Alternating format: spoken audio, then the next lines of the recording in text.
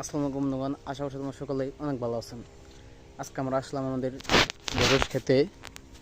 এই যে প্যাগাসাইজ ওষুধটা দিতে, কারণ হচ্ছে আমাদের এই মানিকগঞ্জ অঞ্চল দিয়ে প্রচুর পরিমাণ বৃষ্টি হচ্ছে।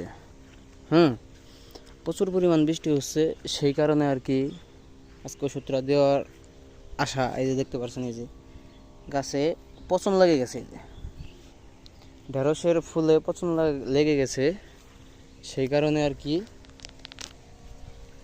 ঢেঁড়স খেতে আজকে ওষুধ দিতে আসা। ঠিক আছে। আর আমাদের ঢেঁড়স গাছের কোয়ালিটি মাশাআল্লাহ অনেক সুন্দর। আরও বৃষ্টি হচ্ছে, সেই কারণে যে ঢেঁড়সে পোকা লেগে গেছে। এই যে দেখছেন কি পরিমাণ পোকা। আর ঢেঁড়সে পোকা লাগলে এই ঢেঁড়সটা একবার বাতিল।